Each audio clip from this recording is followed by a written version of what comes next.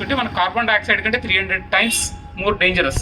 ఇక్కడ మనం ఈరోజు ఏదైతే క్లైమేట్ చేంజ్, కార్బన్ పొల్యూషన్ అని మాట్లాడుకుంటున్నామో దానికి 300 రెట్లు ప్రమాదమైంది నైట్రస్ ఆక్సైడ్. సో ఈ బ్యాక్గ్రౌండ్లో ఖచ్చితంగా మారాలి అన్న పరిస్థితి అయితే వచ్చింది ఈరోజు ప్రభుత్వాల వైపు నుంచి. రకరకాల కార్యక్రమాలన్నీ కూడా ప్రభుత్వాలు చేస్తూ ఉన్నాయి.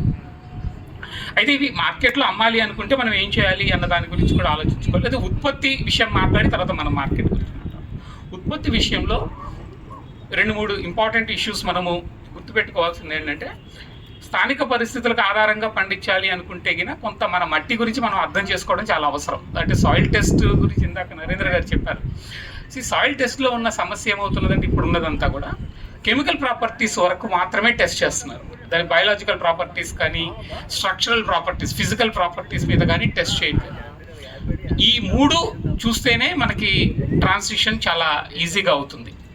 రెండోది, టెస్ట్ చేయడం ఒక ఎత్తు అయితే ఆ టెస్ట్ రిజల్ట్స్ నువ్వు ఎలా వాడుకుంటావు అనేది రెండోది ఇంపార్టెంట్ ఇష్యూ. మనం డాక్టర్ దగ్గరికి వెళ్తాము, సాయిల్ మనకు యూరిన్ టెస్ట్ చేస్తాడు, కానీ టెస్ట్ చేసిన తర్వాత ఏం చెప్తాడు, మనం మందే ఇచ్చారనుకోండి ఏంటి ఉపయోగం. కాబట్టి టెస్ట్ బేస్డ్ రికమెండేషన్స్ ఏవైతే ఉంటాయో అవి కూడా ఆర్గానిక్ ప్రాక్టీసెస్ వైపు వెళ్ళటము చాలా అవసరం.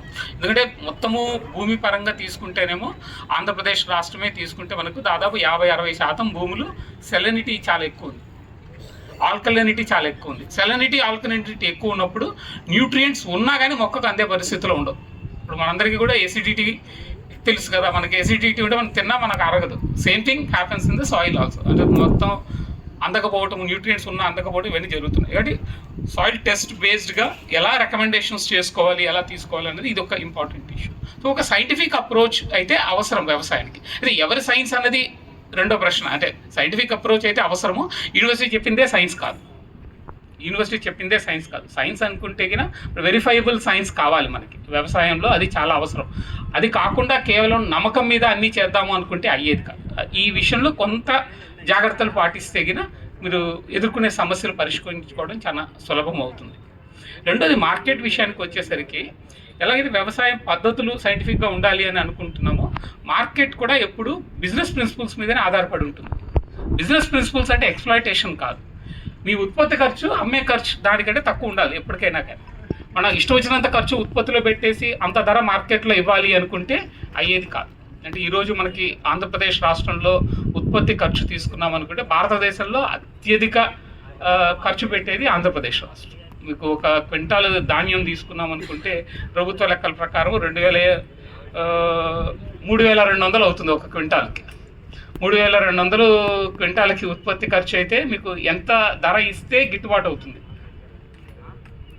మంచి దిగుబడి, మంచి ధర వచ్చిన సంవత్సరం కూడా రైతు నష్టంలో ఉండే పరిస్థితుల్లో ఉన్నారు. దానివల్ల ఈరోజు ఆంధ్రప్రదేశ్ రాష్ట్రంలో సగటు అప్పు తీసుకున్నాం అనుకుంటే ఒక కుటుంబానికి ఉన్నది 2.5 లక్షల రూపాయలు.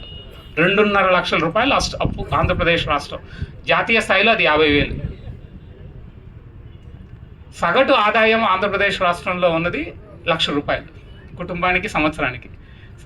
మంచి పంట పండి, వాళ్ళకున్న భూమిలో మంచి పంట పండి మంచి ధర వస్తే వాళ్ళకు వచ్చే ఆదాయం 1 లక్ష రూపాయలు. అప్పు 2.5 లక్షల రూపాయలు. అంటే ఎన్ని సంవత్సరాలు ఎంత వ్యవసాయం చేస్తే అప్పు తీరుతుంది? అంటే ఈ విష వలయంలో నుంచి బయటపడే పరిస్థితి ఏముండదు అన్లెస్ పద్ధతులలో మార్పులు తీసుకొని, ఖర్చులు తగ్గించుకొని, వాళ్ళ భూములకు అనువైన పంటలు పండించుకొని, భూమి ఎక్స్పాండ్ చేయలేం కాబట్టి భూమిలో అంతకంటే ఇంకా ప్రొడక్టివిటీ పెరగదు. దాని మీద పశువులు కానీ లేకపోతే మిగిలిన ఇంటిగ్రేషన్ ఏం చేసుకుంటాము అన్నది, ఆ ఇంటిగ్రేటెడ్ అప్రోచ్ వైపు వెళ్తేనే వ్యవసాయం ముఖ్యంగా ఆంధ్రప్రదేశ్ రాష్ట్రంలో సక్సెస్ అవుతుంది. లేకపోతే అయ్యే పరిస్థితులు అయితే లేదు. ఇంకొక లెక్క కూడా చెప్తాను మీకు.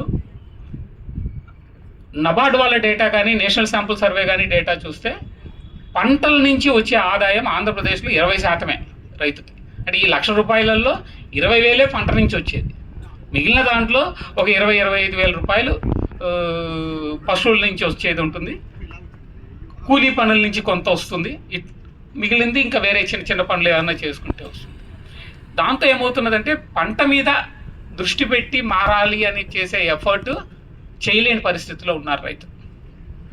అది మారాలి అనుకుంటే రైతులు అందరూ కలిసి కట్టుగా ఏమైనా చేయగలిగితే కొంత ప్రయత్నం చేసే అవకాశం ఉంటుంది. అక్కడ కోఆపరేటివ్స్ లాంటివి ఇవన్నీ కూడా మీకు చాలా ఉపయోగపడతాయి.